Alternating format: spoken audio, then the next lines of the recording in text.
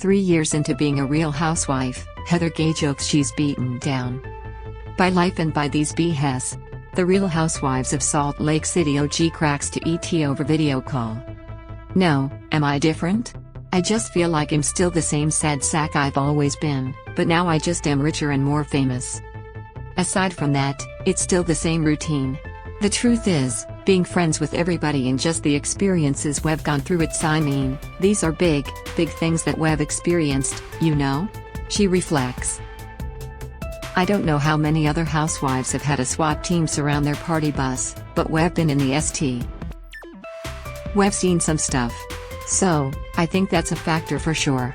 Self-deprecation and Sprinter van swarms aside, Heather can say she's growing through the process of putting her life out there for public consumption on reality TV, a life she honestly thought was over when she made the decision to separate herself from the Mormon Church.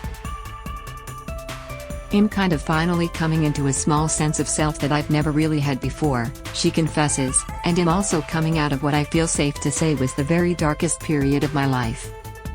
It's kind of a new awakening. I joke that I'm like Kimmy Schmidt, you know? She continues, referencing the Netflix comedy that saw Ellie Kemper play a woman acclimating to life in New York City after living in a cult, in an underground bunker, for most of her life. Just pretend I was in a vault for 40 years, Heather says. It's 40 years of unpacking she processes in her upcoming memoir, Bad Mormon. RHOSLC cameras captured the writing process and the fallout it caused with Heather's still religious family. I learned that there is power in catharsis and writing down your story without an agenda, and just saying truth for truth's sake, Heather says of the tome, which she's quick to note she wrote for her teen daughters, Ashley, Georgia, and Annabelle. It hits bookstores in February of next year. For so long, I masqueraded for my girls as just this perfect mother, and I didn't have feelings or emotions, she explains. And now we're kind of in a free-form, new-age motherhood, and I feel like this book is a concrete anchor point for my children to know who their mom was, and I did it for them. Heather gets choked up describing her reasons for writing, because it came at a cost. She says there's no hope for reconciliation with her estranged family, seeing as the book reveals so-called secrets from inside the church. If I wasn't in outer darkness before the publication of this book, I am in outer darkness now, she professes, name-checking one of the realms of the afterlife in her former faith. They used to say, you would just be disemboweled and kill yourself before you would tell the secrets, she shares, and this book has what a lot of people consider to be secrets. The cost is high, but the reward is great so far. What she's lost in family, she's gained in friends from the show, but Season 3 tests those friendships, especially the once unbreakable bond between Heather and her cousin, Whitney Rose. Badweather was what I've always believed is an impenetrable force, Heather laments, invoking the nickname castmate Lisa Barlow bestowed upon the duo at the Season 1 reunion. I mean, who wants to go up against a tornado? Not me, not you, and I was pretty attached to being Badweather, but I'm also attached to being a good friend, and I know that Whitney was over it, and wanted to stand on her own and have her own identity, and you know, I'm a pleaser. I'm a middle child. Like, I do what I'm told. In a separate interview with ET, Whitney described her and Heather's relationship as changed forever, citing an air physical altercation they get into over a discussion surrounding rumors about Lisa and whether she trades favors to up her tequila business. Gossip passed to Whitney by way of Lisa's one-time BFF Meredith Marks. I did not know she felt that way, a shocked Heather admits after hearing Whitney's thoughts on their friendship.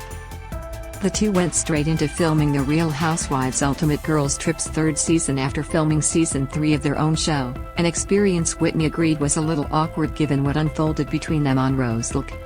It was not awkward or uncomfortable, Heather rebuffs. So that's interesting. That seems like a reach, if not a complete fabrication.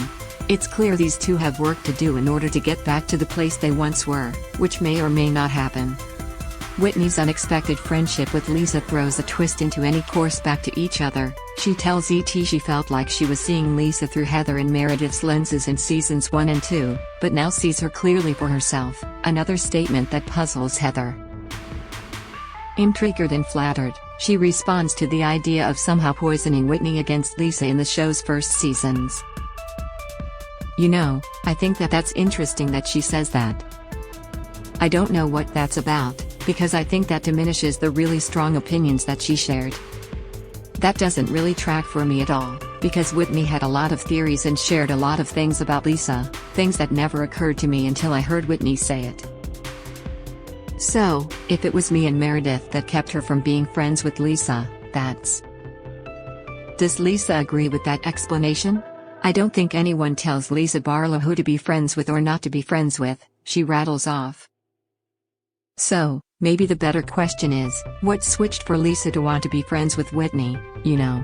I'm a little shook, she confesses as she processes Whitney's take on the state of their friendship, asking for a break when E.T. asks who she considers her closest friend in the group amid the shifting dynamics. It's news to me, she explains. It's a surprise to me and it feels pretty harsh, and no one likes to hear things like that. After taking a beat, she runs through the rest of the cast, name-checking Season 2 guest-turned-friend in Season 3, Angie Harrington, as one of her best friends. We have grown super close, she says. I treasure our friendship. I treasure my friendship with Meredith. I treasure my friendship with Jen Shah. I treasure my friendship with Lisa, for all of its strains and difficulties. I'm really hopeful for our friendship, and I have been for a while. And we have continual setbacks, but we also have continual gains. In the game of chess that is this social circle, Meredith admits she's surprised less than thrilled that Meredith and Jen have found their way to friendship. Meredith spent most of Season 2 aiming to distance herself from Jen, whose life essentially imploded on camera after she was federally indicted on fraud charges. Jen offered an olive branch of sorts to Meredith at the reunion, sympathizing with her having to process grief. Her father died near the start of filming, while also dealing with the drama that follows Housewives, including social media attacks against Meredith's son, carried out in part by Jen. I can count on Meredith to always do the right thing, Heather notes. She is a measured, intelligent, emotionally mature woman, and God knows I'm not. I'm always impressed by her ability to just get beyond herself and do what needs to be done, she says. I'm thrilled that she has shown up for Jen. I'm thrilled that she continues to show up for Jen, and I think that it speaks volumes to her character and to her compassion and to her ability to put things aside, put her pride aside, put previous offenses aside, and do the most important thing. Viewers will see Meredith and Heather travel with Jen to New York City, where she surprised her co-stars by pleading guilty in her case. She had been professing her innocence for nearly 2 years at that point, challenging anyone who suggested otherwise. She now faces up to 30 years in prison. I was devastated, and I was devastated for her, Heather shares, admitting she hasn't fully processed the change in Jen's story. Any feelings I had about it were immediately eclipsed by the reality now of what she had admitted to, and what she was now facing, which is coming up, you know, her sentencing, she continues, and I haven't really thought about my personal feelings about it, because however I needed to show up for her before has now exponentially increased. And she needs more support now than ever. Jen's change in plea came at the end of filming Season 3, so fans can expect a winding journey to get there. Heather describes the entire season as tumultuous. Conflict reigns, she promises. Not a lot of sweet in the city of salt. It's like pulling out a thread on a sweater, Heather goes on to tease, repeating her own quote from the Season 3 trailer. You think it's the end, it's just the beginning. The true star of the trailer, though, is Heather's black eye. The Beauty Lab Plus laser owner shows up with a shiner, the origins of which will be revealed as the season plays out. She jokes it's the result of a huge traumatic event. To quote my favorite housewife, roll footage. Heather quips, referencing Lisa's infamous demand for evidence at the Season 1 reunion.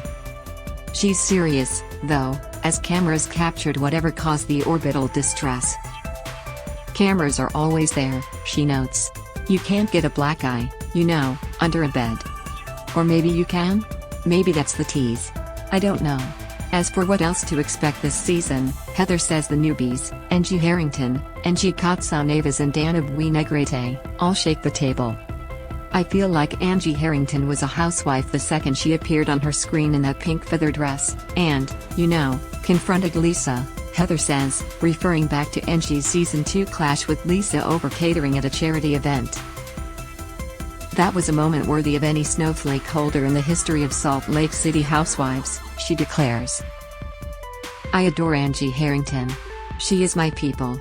She's kind of a Mormon nerd like me, but she's also just a fun-loving, free-loving, witty spark of life, and she has brought so much joy to the filming and all of it. And we've grown really close. I'm all for fresh meat, she adds of Angie K. and Dana, and I think that it's going to be fun to kind of see the different personalities that exist in Salt Lake City, and the ways that, for such a homogeneous, insular society and community, we have a little bit of flair. And I think Angie and Dana really represent that. Their backstories are fascinating and really unique, and I think I like having that type of representation. The three newbies help fill a Mary Cosby-sized hole on the show. The OG star exited the series after skipping out on the Season 2 reunion, following some awkward encounters with since-fired housewife Jenny Wynn and near-constant conversation surrounding the inner workings of her church, which some of the women implied is a cult. Mary denied those accusations. Fans wondered if the Pentecostal pastor might be a plot point on RHOSLC Season 3, even if she doesn't make an appearance, seeing as Heather and Jen were spotted with cameras outside of Mary's church. It's unclear if that footage will air, but Heather expects her presence to always be felt on this show. Listen, as a Housewives fan, I deeply miss Mary Cosby, she shares. As a human navigating a friendship with her? There are pros and cons, but the truth is, at the end of the day there's not a lot of people that really just challenge you, and uniquely challenge you, and Mary Cosby definitely did that. She and I had really great moments of friendship, and we also had some conflict. I miss her, but I respect her decision to step away, she adds. In many ways Mary Cosby was it. I mean, she was hospital smell, the quote heard around the world. The Real Housewives of Salt Lake City airs Wednesdays at 9 p.m. ET/PT on Bravo. Real Housewives of Salt Lake City star Jen Shah pleads guilty to fraud. This video is unavailable because we were unable to load a message from our sponsors. If you are using ad blocking software, please disable it and